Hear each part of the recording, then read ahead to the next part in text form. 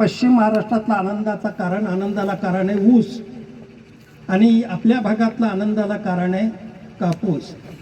आनंद याचा अर्थ पैशाशी संबंधित आनंद असतो. तर तेव्हा तिथलचा आनंद पैशामुळे म्हणजे ऊसामुळे. आमच्या घरातला आनंद कशामुळे, तर हा कापसामुळे. म्हणजे आम्ही पाहतो की मुलांची शाळा, त्यांचा गणवेश, त्यांचे कपडे, शाळेतली फीस, अलीकडे फीस लहान राहिलेली नाही आहे. सणवार, त्यावर होणारा खर्च, येणारे पाहुणे रावळे, जवळच्या नातेवाईकातला आहेरातला लग्न, असं एकूणच वर्षभराचा अर्थ खातं आमचं कापसावर अवलंबून असतं. त्यात कापसाने धोका दिल्यामुळे न कळतच जीवनातला आनंद एक कमी होत असतो. आणि अलीकडे कापसाबद्दल आपला सर्वांचे गैरसमजाचा अर्थ अनुभवाने आहे. त्यातले त्यात विदर्भात सरळ म्हणतात कापूस हे काही परवडेबल पीक नाही आहे, म्हणून विदर्भाने कापसाला फार हरकत दिली आहे. कापसाची जागा त्यांनी सोयाबीनने घेतली आणि सोयाबीन नंतर ते हरभरा घेतात. आणखी नाही, आपल्या भागात कापसाबद्दल तक्रार करतात, परंतु कापूस आपण कोणीही सोडलेला नाही, ही जमेची बाजू आहे. हां, क्षेत्रफळ कमी केलं असेल पण कापूस सोडलेला नाही. तर खरं तर हे पीक धोका देणारं नाही, आपल्या जीवनातला आनंद देणारं कापसाचं पीक आहे. फक्त एकच आहे की त्याचं तंत्राचा वापर केला तर मला असं वाटतं की तुम्ही सर्वजण सुखी व्हाल. खरं तर या कापसाचं संशोधन माझं आजचं नव्हतं, ते गेले 20 वर्ष त्याच्यावर काम करतो. परंतु याला म्हणतात वेळ काळ यावी लागते, कोणीतरी उद्धार करता लागतो. अशा तिन्ही गोष्टी घडून आल्या कोरोना काळामध्ये. कारण मी प्रवासी कार्यकर्ता आहे, माझ्याकडे महाराष्ट्र, गोवा, गुजरात या 3 प्रांताचं किसान संघाचं काम आहे. मी सतत प्रवासात असतो. तेव्हा जेव्हापासून मी हे काम करायचं तेव्हा एखाद्या शेतकऱ्यावर जाऊन एका झाडावर, 2 झाडावर, 3 झाडावर प्रयोग करायचो. नंतर 1 तासावर सांगायचं, त्याला म्हणायचं रिझल्ट चांगले आले का? हो म्हणला, मला 1 तासाचं पीक चांगलं आलं आहे. मग पुढच्या वर्षी 1-2 गुंठे करશે का? पक्क. मला विश्वास वाटायचा, माझा स्वभाव आहे लबाडावर विश्वास ठेवतो, आणि तो पक्का म्हणायचा. आणि पुन्हा मी म्हणलं केलंच का? नाही म्हणला, वडिलांनी काही करू दिलं नाही. असं 1 नाही 2 नाही 15-20 वर्ष गेली. आणि मग लक्षात आलं की नेमका कोरोना समाजासाठी, एकूणच जगासाठी हा संकट काळ होता. आपल्या देशासाठी मोठा, आजही अंगावर काटे उभे राहतात कोरोनाचं नाव जरी कोणी उच्चारलं तर. पण हा कोरोना पिरियड मात्र माझ्यासाठी, शेतकऱ्यासाठी एका अर्थाने वरदान ठरला. वरदान एवढ्यासाठी की मला एका जागेवर बसायला मिळालं. मी ठिकाणही चांगलं निवडलं. जालना जिल्ह्यात खरपुडी म्हणून गाव आहे, तिथं उमेजी दाड यांच्या शेतावर मी ठाण मांडून बसलो. म्हणजे माझा प्रवास बंद झाला, मला वेळ होता. परंतु मला कुणीतरी शेतकरी असा भेटला नाही की कर म्हणलं की सर्व करतो. तर आपले वकील साहेब रामेश्वरजी आंबोरे, त्यांचे माझे चांगले प्रेमाचे संबंध, त्यांच्यामुळे किशोरजी चव्हाणांचा परिचय झाला आणि दोन्ही माझे चांगले प्रेमाचे संबंध. किशोरजी पण, आता लक्षात आलं की मी रामेश्वरजी आंबोऱ्याला तर हक्काने सांगू शकलो असतो. हक्क सर्व ठिकाणी वापरायचा नसतो. त्यांना म्हटलं असा असा प्रयोग आहे, कराल का? मी करतो म्हणाला. म्हणलं घरचे करू देतील का? काही पर्वा करू नका, मी करतो. त्याने मला 1 एकर, मी म्हणलं 1 एकर करतो, म्हणले मी 2 एकर करतो. मला जसा पाहिजे तसा शेतकरी आणि अधिक क्षेत्र देणारा मिळाला. म्हणलं किशोरजीला विचारावं. खरं तर या किशोरजीचा परिचय त्यांच्यामुळे झाला. म्हणलं ते तयार होणार नाहीत, पण किशोरजी यांच्यापेक्षा ॲडव्हान्स निघाले. म्हणलं किशोरजी तुम्ही कराल का? नक्की. या ठिकाणी आवर्जून उल्लेख करावा लागतो, किशोरजी आणि त्यांचे बंधू अशोकराव दोघांचा परिचय नवीन झाला. घरात आईवडिलाचा परिचय नव्हता, पण त्यांच्या आईवडिलांनी त्यांना म्हटलं की करा, दादा सांगतात ते करा. माझा परिचय नसताना हे 2 शेतकरी भेटले आणि लक्षात आलं की हा प्रयोग या ठिकाणी, प्रयोग म्हणजे नवीन नव्हता, पण एवढ्या मोठ्या क्षेत्रावरती आपल्या किसान संघाचे अखिल भारतीय संघटन मंत्री दिनेशजी कुलकर्णी ते या ठिकाणी आले. ते MSc ॲग्री आहेत, पूर्ण प्रचारक आहेत, त्यांचं केंद्र दिल्ली आहे. त्यांनी पाहिलं, लक्षात आलं हे शेतकऱ्यासाठी वरदान ठरणार. मग मात्र त्यांनी ICRची चर्चा केली. महापात्रा DG होते त्यावेळेला, पण ते येणार होते, त्यांना जमलं नाही. म्हणून व्हाईस चेअरमन सुरेशजी चौधरी आले. ते फार प्रभावित झाले हा प्लॉट बघून. म्हणजे यांच्या शेतावरती मी एका गळफांदीवरती 24 बोंड मोजून दिले ते महापात्रांना. आपला विश्वास होत नाही. फळफांद्याला फळफांद्या फुटल्या होत्या, उपफळफांद्या फुटल्या होत्या. अशा प्रकारचा तो कापसाचा रिझल्ट होता. ते भारावून गेले. ते म्हणले मी महापात्रांना. आणि एका अर्थाने असं म्हणतात की वनवासा जंगलात आपडलेल्या शेळीच्या रूपात आईलेचा उद्धार केव्हा व्हावा हे नियतीने ठरवलंय, कुणाच्या पदस्पर्शाने व्हावा हे नियतीने ठरवलंय. म्हणून आईलेचा उद्धार प्रभू रामचंद्राच्या पादस्पर्शानेच होणार होता. म्हणून आपण पाहिलं की एका अर्थाने माझं तंत्र हे अहिल्याच्या रूपाने 20 वर्ष एका ठिकाणी पडलं होतं. त्याचा उद्धार संघटन मंत्री किसान संघाचे दिनेशजी कुलकर्णी आणि आयसीआरचे चेअरमन महापात्रा यांच्याच हाताने उद्धार होणार होता. तो माझ्या तंत्राचा उद्धार नाही आहे. एका अर्थाने शेतकऱ्याला ते दिलेलं, एका अर्थाने त्यांच्यामुळे हे मोठं दान आहे. आणि म्हणून कापूस हे पीक असं आहे की शेतकऱ्याला वरदान ठरणारं पीक आहे. परंतु आता आपण पाहिलं की हे कापसाचं काय आहे तर त्याच्या तंत्राचं आहे. हे कापूस आहे तर एका अर्थाने ते कापसाचं झाड आहे. मला विचारलं तर दारात तुळशीचं झाड आणि शेतात कापसाचं झाड, दोन्ही आमचे शेतकरी उत्पादकाचे श्रद्धास्थान असले पाहिजे. परंतु आणखीन ही जर प्रगती करायची असेल, शेती क्षेत्रातली प्रगती केव्हा होते? आता या ठिकाणी महिलांची संख्या चांगली आली. काही कार्यकर्ते म्हणजे आपापल्या सौभाग्यवतीला घेऊन आले. मी त्यांना धन्यवाद देतो की त्यांनी आपल्या सौभाग्यवतीला इथं आणलंय. याचं कारण असं आहे की पुरुषाला कितीही सांगा ते लवकर उचलत नाही. महिलांनी एकदा ऐकलं की समजा, डोळे झाकून प्रगती झालीच म्हणून समजा. कारण पुरुषांचं असं असतं, या कानाने ऐकलं आणि तिकडं सोडलं. आता तुम्ही आज आला तिथे, पण शेजाऱ्याला सुद्धा म्हणणार नाही अरे मी कापसाचं असं मार्गदर्शन ऐकून आलो आणि तू पण कर, असं शेजाऱ्याला सुद्धा म्हणणार नाही. हा पुरुषातला निसर्ग आहे, म्हणजे न सांगण्याचा. परंतु स्त्रियांचा निसर्ग असा आहे, आपल्याला कळालं की लोकाला सांगावं. मी खेड्यातला राहणार आहे, एका महिलेला काही कळावं दुसऱ्याशी अख्ख्या गावापर्यंत विषय पोहोचत असतो. म्हणून एका अर्थाने हा त्यांचा निसर्ग आहे. तर आणि त्यातलं एकदा आपल्याला पटलं रे पटलं. आता ह्या जेवढ्या महिला आल्या, मला खात्री आहे पुढच्या वर्षी त्यांच्या शेतातला कापूस बघण्यासारखाच राहील. आणि म्हणून पुरुषांनी असं केलं पाहिजे, शेती क्षेत्रातला एखादा विषय असला तर आपल्या धर्मपत्नीचं आलं पाहिजे, म्हणजे तुम्हालाही त्यांचा विरोध होत नाही. कारण या क्षेत्रात विरोध खूप मोठा होतो. ती गळफांदी कापायची म्हटलं, मला आठवतं एकदा परभणी जिल्ह्यात एका तालुक्यात असा गळफांदी, तो विषय मी पुढे करणार आहे. एक डॉक्टर, आपलं हे ड्रायव्हर होता डॉक्टर कदम, मला म्हणले दादा तुम्ही इकडे येता बसनी काय फिरता? मी दवाखान्यात गेला दिवस, मला गाडीचं काय काम आहे, गाडी घेत जा आणि प्रवासाला जा. म्हणून मी गाडी घेत होतो, त्याचा ड्रायव्हर होता. तर माझे भाषणं ऐकले, त्याला पाठ झाली होती भाषणं. पण त्याला वाटलं की आपण यांच्या पद्धतीने कापूस करू. म्हणून एक दिवस तो घरी गेला, रविवारची सुट्टी. बायकोला म्हणलं मी आज शेतावर जाणार आहे. बायकोला वाटलं कस काय याला बुद्धी सुचली आज, तिला नवल वाटलं कधी न शेतात जाणार गिऱ्हाईक आज कसं काय शेतात चाललंय. म्हणून तो गेला पुढे गेला आणि त्याने जे सारख्या गळफांद्या, कालची कोणती गळफांदी दाखवतो तुम्हाला, त्या कापायला सुरुवात केली. नंतर दुपारी बायको ते टोपलं घेऊन आली तर नवरा एवढ्या मोठमोठ्याल्या फांद्या कापायला लागला. तसं टोपलं डोक्यावर, म्हणले माय काय आग लावली तुम्ही कापसाला? त्याच्यासाठी कापसाला आग लावायला पुढे आलतात का म्हणे? ते थांबा, आग नाही म्हणे, उत्पन्न कशात उत्पन्न वाढतं म्हणले, गरिबीचं 2.5 एकर शेत, त्या 2 एकरापैकी 1 एकराला आग लावली म्हणे, ती फांदी थांबवा तिथं. नाही थांबवली तर टोपलं टाकून मी चालणार आहे म्हणले माहेर. त्याला थांबवा लागलं, पण म्हणला ठीक आहे थांबलं, जे कापलं ते माझं, नाही कापलं 1 एकर तुझं, बघू दोघांच्या उत्पन्नात काय फरक पडतो. त्या बाईचा माझा परिचय नव्हता. नंतर उत्पन्न घरात आल्या त्या बाईने म्हटलं की मी माझ्या नवऱ्याला अडवलं, त्यांच्याकडनं नंबर घेतला आणि तुम्हाला फोन करते. ज्यांनी जे कापलं शेत आणि माझं राहिलं, माझ्यापेक्षा यांना एकरी 9 क्विंटल कापूस जास्त झाला.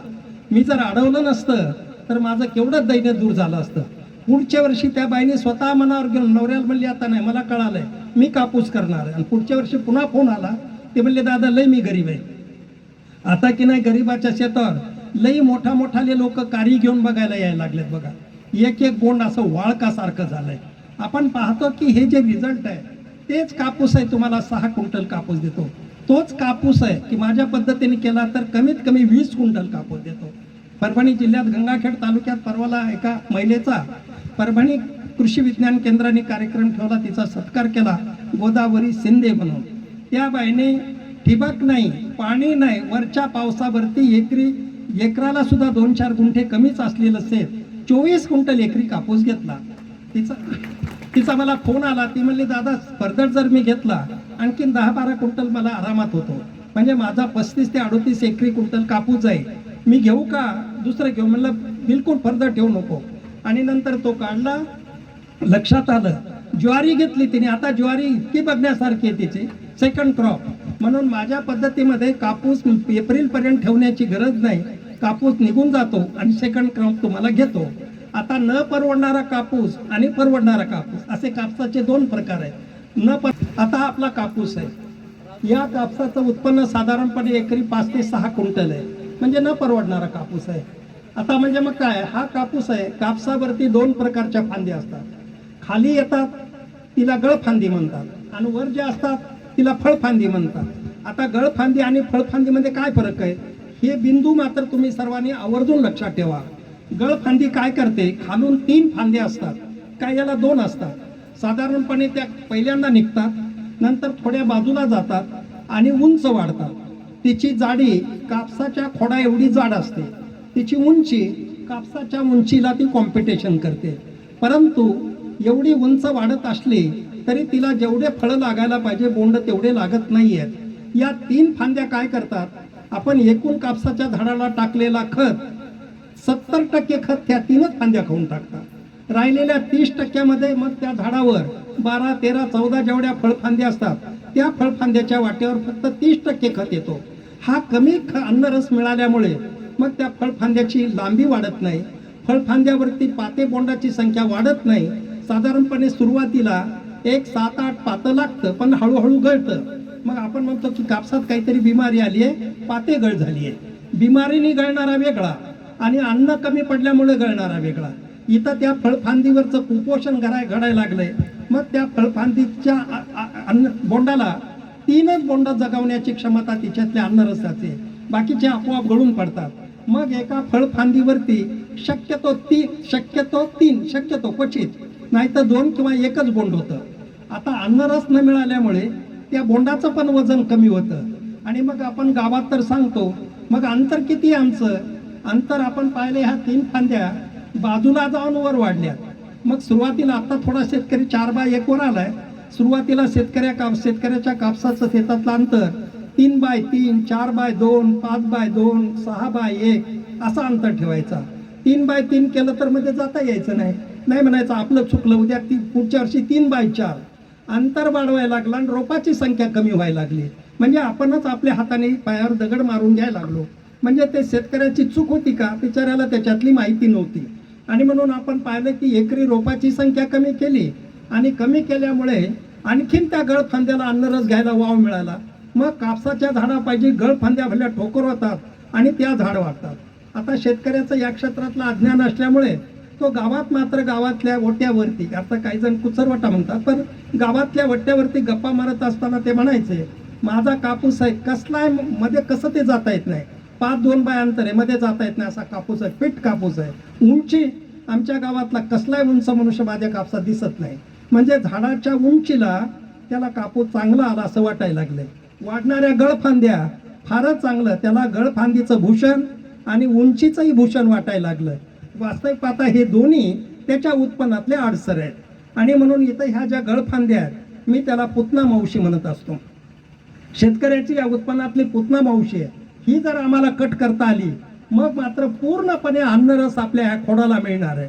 आणि खोडाला मिळाला मग मात्र त्या फळफांद्या लांबणार आहेत, फळफांद्यावरच्या बोंडाचं वजन वाढणार आहे, संख्या वाढणार आहे, वजन वाढणार आहे. आणि मग लक्षात येतं की शेतकऱ्याचं इथं उत्पन्न वाढणार आहे. उत्पन्न वाढवल्याला पहिला टप्पा 3 टप्पे आहेत. एक आहे अंतर, दुसरा आहे गळफांदी कट करणे आणि तिसरा आहे उंची रोखणे. आता दुसरा अडसर कोणता आहे, दुसरा अडसर आहे उंचीचा. आता आपण पाहतो की आपल्याला आपल्या झाडाची उंची खूप झाली की कापूस चांगला वाटायला लागला, तो मोठा धोका आहे तुम्हाला. मग ती जी उंची आहे ती उंची किती रुकली पाहिजे. आता तुम्हाला अंतर सांगून ठेवतो, मी अभ्यासाने हे केलंय, मी हळूच पाहिलं. मी अगदी जसं एखाद्या मंदिरात बसावं देवाच्या समोर तसं मी या झाडाच्या समोर बसायचो. कारण एक प्रयोग केला एका झाडावर की पुन्हा झाल्यावर 1 वर्ष जायचं, मग एक शोधायला मला 1 वर्ष गेले. पूर्णपणे निकष यायला या पद्धतीने केलं तर असं उत्पन्न नक्की येतं असं खात्रीपूर्वक सांगायला मला 5 वर्ष लागले. कारण पुन्हा पुढच्या महिन्यात असं नाही आहे, पुढच्या वर्षी असं असल्यामुळे 1 वर्षाचं पीक असल्यामुळे 1 वर्ष मला त्याला द्यावा लागला. 5 वर्षानंतर मी करायला लागलो. परंतु करायला लागलो पण दुसरा अडसर झाला, शेतकरी शिकत नव्हते. कुठं शेतकरी तयार व्हायचा तर बायको तयार व्हायची नाही, मुलगा तयार व्हायचा तर आई करू द्यायची नाही. अशा अडथळे. मला चंद्रपूर जिल्ह्यातला एकाचा फोन आला, दादा म्हणले मी खूप यूट्यूबवर तुमचं भाषण ऐकलं, मला तुमच्या पद्धतीने कापूस करायचा आहे, पण काय सांगा मायन बाप मला फांदीच कापू देणं, काय करू. म्हणलं असं कर, नाटक कर. म्हणला म्हणजे काय, पण नाटक हुबेहूब करशील तर सांगतो. म्हणलं तुम्ही सांगाल तसं करतो. म्हणलं असं कर, उद्या बॅग भर. ही सतरंजी टाक, ते टाक, ते टाक. आई मग विचारते बॅग कशाला भरायला, हे कर. आणि आईने विचारलं कुठं चालला, मी चाललो संन्यास घ्यायला. कशासाठी? तुम्ही जर मला कापूस शेतात काही करू देत नसेल, घरी काय करणार? मी चाललो, फक्त बायकोच्या काना सांगे नाटक काही, तू काही घाबरू नको, मी 15 दिवसात परत येईन.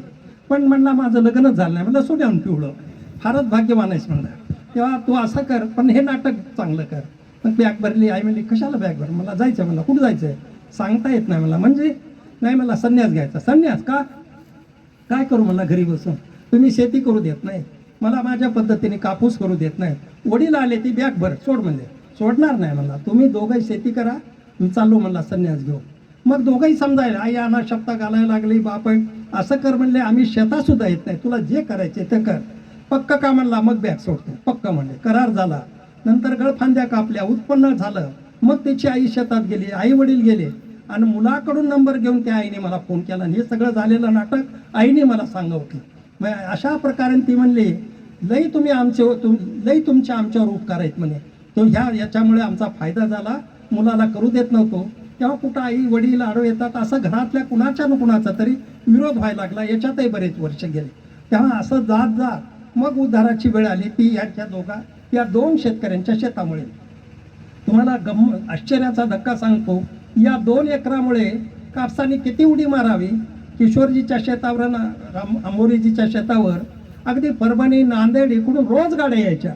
म्हणजे या दोघा भावाला कामच झालेलं होतं, येणाऱ्याला चहा पान दाखवा आणि शेती दाखवा. परभणीला फक्त एक गाडी आली, कच्छे म्हणून तालुका कृषी अधिकारी आहेत. ते म्हणले तुमच्या गाडीचं डिझेल मी टाकतो म्हणाले, पण दादा लाड तंत्रज्ञान तुम्ही जालन्याला निमखेड्याला बघून या मग बघा म्हणाल. फक्त 5 शेतकरी त्यांनी पाठवले. त्यांच्या प्रयत्नामुळे ते मानव तालुक्यात 52 गाव आहेत. आज 52 पैकी 52 गावात माझ्या पद्धतीचा कापूस आहे. म्हणजे कुलगुरूंनी असाच एक कार्यक्रम होता, एकट्या मानव तालुक्यापुरता ठेवला होता. तर 850 शेतकरी एका तालुक्यातून आले होते, अशोकराव देशमाने म्हणून त्यांच्या शेतावरती. तसाच गंगाखेडला यंदा 700 एकरावर कापूस आहे. त्या सर्व एवढे जे क्षेत्रफळ परभणी जिल्ह्यात वाढलं, त्याचं श्रेय किशोरजी चव्हाण आणि रामेश्वरजी आंबोरे यांच्या ह्या प्लॉटला आहे. खरं तर परभणी शेतकरी इथं येतो, ते गंगाखेड तालुक्यात पूर्ण गावात झालं, मानव तालुक्यात पूर्ण गावात झालं. खरं तर तेव्हापासनं पूर्णापूर तालुका असा आहे, तर या तालुक्यातल्या गावागावात खरं म्हणजे परभणीहून येणं आणि इथं जवळचं भारजून इथं येणं, असं जर आम्ही पाहिलं ते जवळ आहे. परंतु आपण शेतकऱ्यांना एक स्वभाव असा असला पाहिजे, कळतं लागत नाही पाहायला.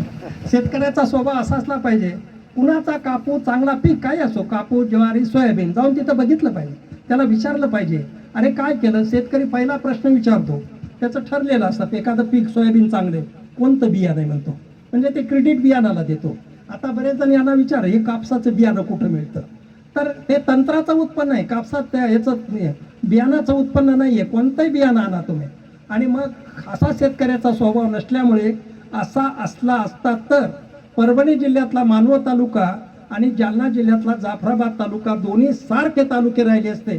प्रत्येक गावात एका गावात एका शेतकऱ्याचं उत्पन्न आलं रे आलं, तो मॉडेल प्लॉट होतो. मग त्या गावातले शेतकरी बघतील आणि मग तसा प्लॉट करतील. बघता बघता अख्खा या तालुक्यातल्या शेतकऱ्याचं उत्पन्न वाढेल. आता किशोरजीला परवाला विचारलं, किती कापूस झालाय तुम्हाला? मला असं वाटतं की या तालुक्यात एवढा कापूस घेणारा दुसरा शेतकरी कोणी नसेल. या तालुक्यात 250 क्विंटल कापूस आहे त्यांना झाला यंदा. तर ते सुरुवातीला मला म्हणले होते, दादा कापूस विकू का? सहज म्हटलं की दम धरा, तुम्ही मोठे शेतकरी, तुमचं काही कापूस घातला तरच घरातल्या 4 वस्तू आणता येतील असं काही नाही, दम धरा. मला असं वाटतं की यावेळेला लोकसभेच्या निवडणुका आहेत, किमान निवडणुकीच्या अगोदर उत्पन्न भाव वाढण्याची शक्यता आहे. मार्चपर्यंत तुम्ही दम धरा. तर तेव्हा त्यांनी दम धरला. माझ्या शब्दावर मला पुढचं कळलं, पण अंदाज व्यक्त केला की निवडणुकीमुळे मला असं वाटतं आज एकरी किती 1,500 का किती वाढलाय? 1,000 ना, एकरी 1,000 भाव वाढलाय. त्यांनी 250 क्विंटल ठेवलाय, म्हणजे त्यांना एकरी 1,000 2,500 लाख रुपये त्यांना दम धरल्यामुळे मिळणार आहे. म्हणून आपण पाहिलं की एवढा मोठा 250 क्विंटल कापूस 6 एकर एकरी घेणारे आज किशोरजी आणि अशोकराव दोघं बंधू, राम लक्ष्मणाची जोडी आहे त्यांची उत्पन्नाला. त्यांच्या बायका त्यांच्यावर पायावर पाव देऊन शेतात असतात. तेव्हा अशा पद्धतीने आपण पाहिलं कापसाचं उत्पन्न, आज त्या घराचं वैभव आणखी निराळ आहे. आणि ते कशाच्या जीवावर आहे? घरातला कोणी नोकरीला नाही, छोटा मोठा व्यापार नाही, केवळ आणि शेतीमुळे. आम्ही नेहमी म्हणतो की शेती परवडत नाही, असं बरेच जण तक्रार, शेती परवडतो, काय पडलंय शेती? म्हणतो शेती जर नाही परवडली तर परवडण्यासारखी एकच गोष्ट आहे, ती आत्महत्या. ज्याचं जग सगळं शेतीवर जगतंय ती गोष्ट परवडत नाही, हे खरं आहे का? पण शेतकरी म्हणतो शेती परवडत नाही, मग हे खरं आहे का शेतकऱ्याचं? कोणी म्हणे अरे तो स्वतः सांगतो करणारा खोटा आहे का? मला विचारलं तर शेती परवडत नाही हे खरं आहे का? ते खरं नाही. मग खरं काय? शेती परवडत नाही असा म्हणणारा शेतकरी शेतीला परवडत नाही खरं. आणि म्हणून आपण पाहिलं की शेतीसारखा बाकीच्या धंद्यामध्ये नफ्याला मर्यादा टक्केवारी येतं. म्हणजे बाकी आता लोखंडाचा धंदा आहे, तिथं घसारा आहे. म्हणजे भंगार 1 क्विंटल गोळा केलं तर 1 क्विंटल पक्क लोखंड तयार होत नाही, 80 किलो होतं, 20 किलो घसारा आहे. इथं 2 दाणे टाकले तर इथं 1000 दाणे येतात, इथं पसारा आहे. म्हणजे घसाऱ्यातला धंदा नफ्यात आणि पसाऱ्यातला धंदा तोट्यात कसं काय असेल? तोट्यात कारण आहे ते शेती उत्पन्न देत नाही म्हणून नाही, तर त्याची आणखीन कारण आहे, तो विषय आता मी करणार नाही. परंतु खेड्यापाड्यात एक म्हण आहे, कारण आपल्या सर्व म्हणी त्रिकालाबाधी सत्य असलेलं तत्वज्ञान त्या म्हणीमध्ये. खेड्यात एक म्हण होती, कष्टाला फळ आहे. आणि मग मी म्हणेल की कष्टाला फळ आहे ही म्हण बरोबर आहे. या काळात यांत्रिक युगामध्ये त्या म्हणीच्या बाजूला आणखीन एक म्हण जोडली पाहिजे की तंत्राला फळ आहे. कष्टाला फळ आहे आणि तंत्राला फळ आहे. तंत्राला फळ म्हणजे मग आपण पाहतो कसं फळ आहे. आणखीन मी सांगतो, परभणी जिल्ह्यात सेलू तालुक्यामध्ये असा कार्यक्रम झाला. तिथं एक आपला विठ्ठल नावाचा शेतकरी आहे, त्याने यूट्यूबवर भाषण ऐकलं, मी काय त्याला पाहिलं नाही, पण तिथलच्या कृषी विज्ञान केंद्राने त्यांच्या शेतावर कार्यक्रम ठेवला. 12 गावचे 250 शेतकरी आले होते. कार्यक्रम संपला शेतातच. त्या बिचारीची बायको माझा डबा घेऊन आली होती. ती म्हणजे मुद्दाम गर्दीत आली नाही तुम्हाला भेटायला, माझा नवरा आणि मी तुमचं यूट्यूबवर भाषण सारखं ऐकायचं म्हणे. तुम्ही सांगितलं तसंच तसं मी शेती केली आणि तुम्हाला सांगते, बोलत असताना त्या बाईच्या डोळ्यात अश्रू आले. ते म्हणले लग आम्हाला 2 एकर, ही 2 एकरावर आम्ही दरवर्षी कापूस करतो. लगीन झालं तसं या 2 एकरात तसं तर 10, पण 12 क्विंटलच्या पुढे 12 ग्रामही कापूस गेला नाही. माझ्या लग्नाला 18 वर्ष झाले म्हणे. केवळ 2 एकरात 12 क्विंटल कापूस होत होता.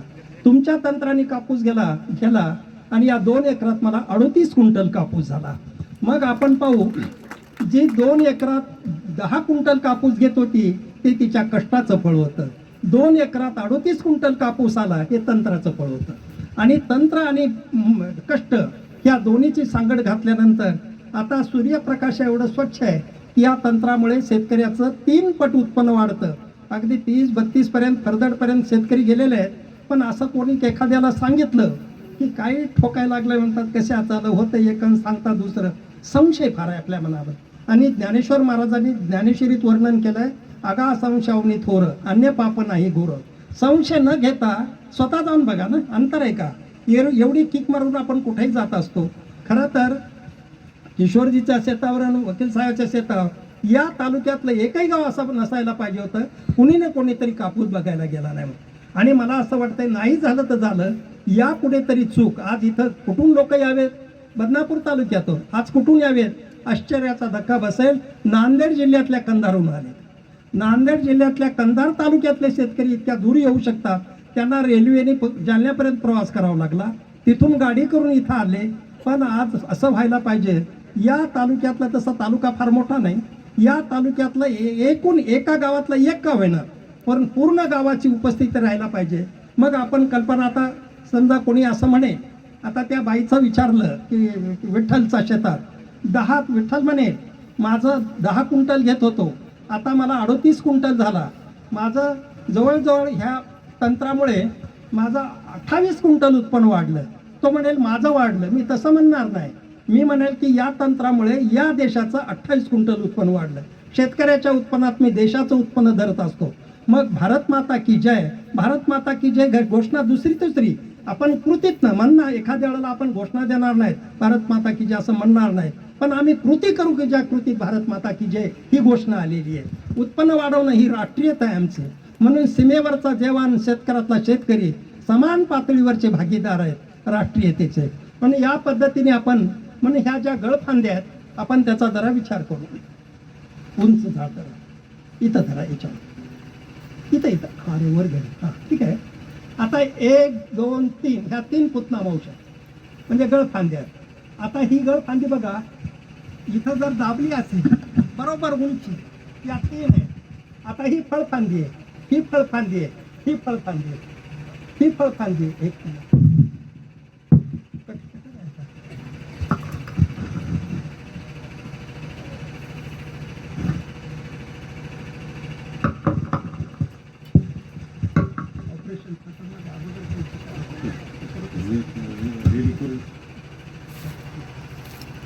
आता ही फळफांदी आहे.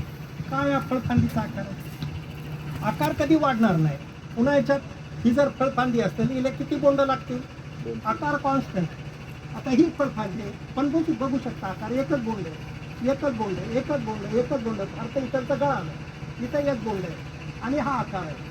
किती जरी खत टाकला ही आईचं काम करते. आलेला अन्नरस आपला आकार तसा ठेवते, आलेला अन्नरस बाळाला देते. मग बाळाची संख्या म्हणजे बोंडाची संख्या वाढते आणि बोंडाचं वजन वाढतं. ही मात्र तशी नाही. आलेला अन्नरस स्वतः घेते आणि स्वतः जाडी होते. हिच्यावरती फार फार तर आता बोंड आहे तिथं आहे. एक तुम्ही धरा एक.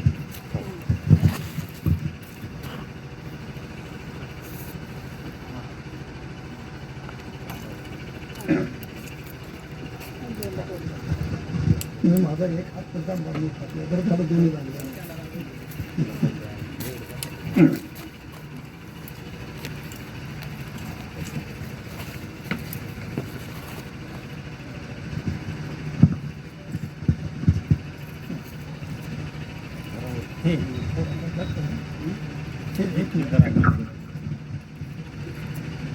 आता ही गळफांदी आहे, ती गेली त्याच्याबरोबर. आता हिची जाडी बघा, हिची जाडी बघा. आता असं इथपर्यंत खोडाचा आकार दिसत असेल आपल्याला. कैची कैची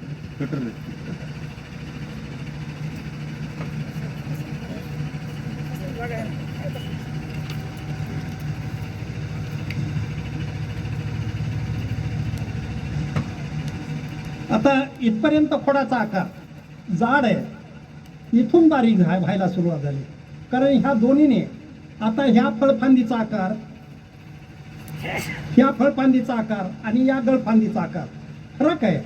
ही जाड झाली आहे आणि तुम्हाला हे जे बोंड दिसतात तो आता तुम्ही जवळ नाही, संख्या मोठी आहे. तुम्ही कधीतरी फळफांदीवरच्या ह्या गळफांदीवरच्या बोंड घ्या, एवढा आकार वाढतो आणि हे दाबून बघा, रबरी बॉल सारखं दबतं. आणि फळफांदीवरचं बोंड दाबा, अजिबात दबत नाही. कारण याच्यातली सरकीची संख्या कमी असते, त्यामुळे वजन कमी पडतं. फक्त शेतकऱ्याला मोहात पाडण्यासाठी हे बोंड आम्हाला वर दिसायला लागतात. इथं आपण फसतो. त्या हे बोंडाचं आपण या मोहात पडायचं नाही. आणि याचं ही काढली रे काढली मग लक्षात येतं की आता इथंच आहे. आता नंतर इथं दोन्ही बोंड ठेवतो. नंतर कोणी बघा हे बोंड इतकं निबर आहे की अजिबात दबत नाही. ताकद लावली तर दबत नाही. हे दबायला लागलं हे बघा. आणि म्हणून हे फळफांदीवरचं गळफांदीवरचं बोंड आहे, हे फळफांदीवरचं बोंड आहे. त्यामुळे हे वेटलेस वजन नसतं आणि याला वजन असतं. आणि मग जितकं अन्न असेल तितकं ते वजनदार होत असतं. आता साधारणपणे ठेवून द्या इथं हे कापून टाकू.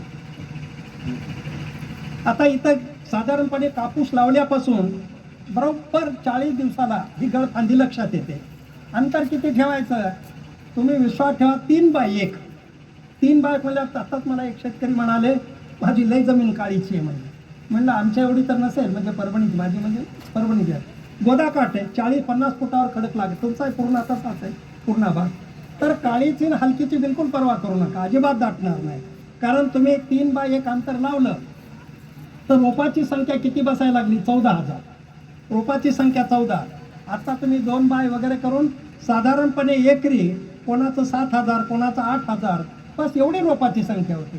7,000वरून तुम्ही चाला 14,000 रोपाची संख्या वाढली. ही गळफांदी कट केल्यामुळे आता ही बाजूला जाऊन वर वाढते. म्हणजे मग इकडची बाजूला आली आणि इकडची बाजूला आली म्हणजे दाटणार. अंतर किती गेलं? 4-5 फुटाचं. आता आपण कल्पना करू 40 दिवसाला ही गळफांदी कापून टाकायची. सुरुवातीला नवीन एखाद्या लक्षात येणार नाही, तर कोवळी पहिल्यांदा येते. अंधार कोणाला लक्षात आलं नाही थोडा उशिरा कापा, ही पहिल्यांदाच येते. ही कापली रे कापली.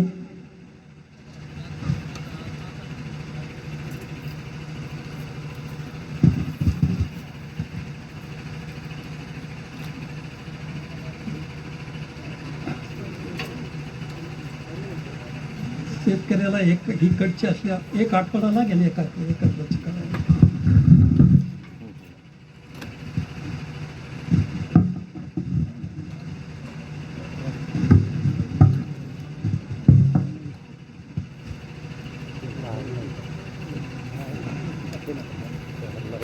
आता हे जे ह्या झाडावरची पूर्ण बिमारी गेलेली आहे. आता हे कोरोनामुक्त झाड झालेलं आहे. आता ह्या फळफांद्या, हा अन्नरस हिला मिळणार आहे, हा अन्नरस ह्या फळफांद्याला मिळणार आहे. आता ही एक बोंडाची मालकी नाही, ही पुढे जाणार आहे. कमीत कमी 5-6 बोंड मिळणार आहे तिच्या ह्या फळफांद्या, आणि प्रत्येक बोंड वजनदार होणार आहे. आता तुम्ही पटकन कोणी उत्तर द्यायला हरकत नाही. आता पुन्हा आपण पाहिलं की हे झालं. उंची किती आहे? उंची म्हणजे पुरुषभर उंची आहे. तर असं आपण पाहिलं. आता इथं बघू आपण, एका अर्थाने एक खोडच आहे ना.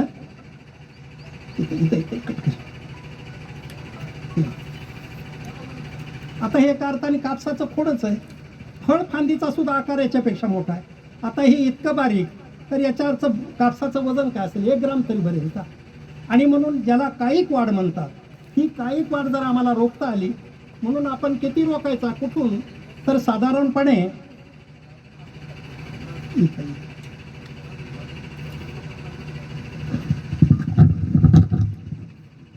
आता या तंत्रातल्या काय गोष्टी कळाल्या? एक अंतर कळालं, गळफांदी काढायचं ते कळालं, उंची किती ठेवायची, कमरे एवढी उंची ठेवायची. आणि मग लक्षात येतं की तुमचं मग काय काय रिझल्ट आम्हाला मिळतील. समजा कोणी सांगा पटकन, उशीर करू नका. समजा तुम्हाला आपल्याला एका झाडावर किती बोंड मिळावी वाटतात? वैद्य एका झाडावर शेतकऱ्याची अपेक्षा किती असते हे नाही म्हणत मी. हा, विठ्ठलराव आपलं हे निवृत्तीराव 60. आणखीन किती किती 100 लोक अपेक्षा असते. 100. अच्छा, बरोबर आहे. हा, आता 100 किंवा साधारणपणे शेतकऱ्याचं उत्तर सांगतो 70, 80, 90. त्याला म्हणलं किती मिळावे? 70, 80, 90. आपण ते घेण्यासाठी काय करतो? वारेमाप खताच्या बॅगा रिकाम्या करायला लागतो, मग फवारणी वाढायला लागते, वगैरे वगैरे. मी म्हणतो तुम्हाला 70, 80ची अपेक्षा आहे. मी म्हणतो तुम्ही कापूस लावा. शेतकरी काय करतो? स्वाभाविक आहे, आपलं मागणं कोणाकडे असतं? भगवंताचं. म्हणून मंदिरात जाते वेळेस न कळतच विद्यार्थ्यांनी देवाला परीक्षा जवळ आली, नमस्कार केला, देवाच्या पाया पडला. काय मागेल? मला चांगले मार्क पडू दे, असंच मागेल ना. शेतकऱ्यांनी कापूस लावून गेला, जातेवेळी देवाला काय मागेल? मला एकरी 60-70 बोंड दे, असंच मागेल ना. मी म्हणतो तुम्ही शेतावर कापूस लावा, 3x1 लावा. एका ठिकाणी एकच सर्किट टाका, 2 नाही. कारण काय, तुम्ही काय कोण्या दुकानदाराचे देणेदार नाही. एका ठिकाणी 2 झाडं लागली आणि 1 लागला, तर एक असा प्रयोग करून बघा. एका ठिकाणी 2 झाडं आहे आणि एका ठिकाणी एकच आहे. एका झाडावरचा कापूस 2 झाडापेक्षा जास्त असतो, म्हणून याची सरकी वजनदार भरते. मग तुम्ही काय केलं? जर एकरी तुम्हाला 2,500-2,000 रुपये बियाणं लागत असेल, विनाकारण दुप्पट घेतलं, म्हणजे तुमचा उत्पादन खर्च वाढून बसला आणि उत्पन्न कमी केलं, तर कुठलेही शेतकऱ्यांनी काय करू? मग त्याला विचारलं का तू असं केलं? नाही, एखादं जळालं, राहिलं. म्हणलं लावून झाल्यानंतर तू काय अमेरिकेला जाणार आहे का रशियाला जाणार आहे? समजा आपण शेतावर चक्कर मारायची, ओलीसारखी पाटे भिजवायची, जिथं तूट झाली तिथं भरून काढायची. असं जर केलं, फक्त एका ठिकाणी एकसारखी लावा, तुमचा उत्पादन खर्च कमी होतो. एक जण म्हणला नाही, म्हणला 2 झाडं असले उत्पन्न दुप्पट होईल. मग म्हणलं 4-5 सारख्या टाक. जर असं तुझं गणितच असेल, जेवढे जास्त झाडे तेवढं उत्पन्न येतं, तर पहिल्यांदा तुम्हाला आहे की विनाकारण तुमचा उत्पादन खर्च वाढू नका. आता मी तुम्हाला म्हणतो कापूस लावा, 3x1 लावा. आणि लावून झाल्यानंतर लावून झाल्यानंतर तुम्ही पहिल्यांदा सरळ घरी जाऊ नका, मंदिरात जा, देवाला नमस्कार करा, मनोभावे करा आणि सांगा, देवा मी 3x1 कापूस लावून आलो, कृपा करून मला 20 बोंड माझ्या झाड 25 दे, 20च बोंड दे, मला एकही बोंड जास्त देऊ नको. देव म्हणेल दरवर्षीचं गिराईक आहे, येतो आणि म्हणतो तुला पेढे वाटतील, असं करेल, मला 70-80 बोंड दे, आणि यावर्षी 20 मागायला लागलाय. त्याच्या डोक्यावर तर काही परिणाम झाला नाही किंवा येतेवेळ ढाब्याकडून तर आला नाही, असा संशय येऊ शकतो. पण हृदयातून मागातून फक्त 20 बोंड. आता आपल्याला 20 बोंड 70-80ची अपेक्षा करतो, त्यावेळेला 6 क्विंटलच्या पुढे जात नाहीत आपण. आणि आता आपण पाहिलं तर आपण 20 बोंड मागायला लागलो, म्हणजे आमचा नफ्यातला कापूस आहे का तोट्यातला? लक्षात येईल की 20 बोंड आम्ही मागितले, आता आमच्या फळफांद्या लांबल्या. आपण पाहिलं की त्यावेळेला बोंडाचं वजन खालच्या फळफांदीचं 5 ग्राम तर शेवटच्याचं 1 ग्राम, मधलजीचं आणखीन 2.5 ग्राम, खालपासून शेवटपर्यंत वजन एक नाही. या पद्धतीमध्ये खालच्या फळफांदीचं वजन करा किंवा टॉपचं करा, वजन एक आहे. या पद्धतीमध्ये बाकीच्या कापसात वरचे 2 किडेले फकड्या निघतात, 1 बल्क निघतं, असा म्हणजे लॉस होतो. कापूस काढायला पूर्ण निघत नाही.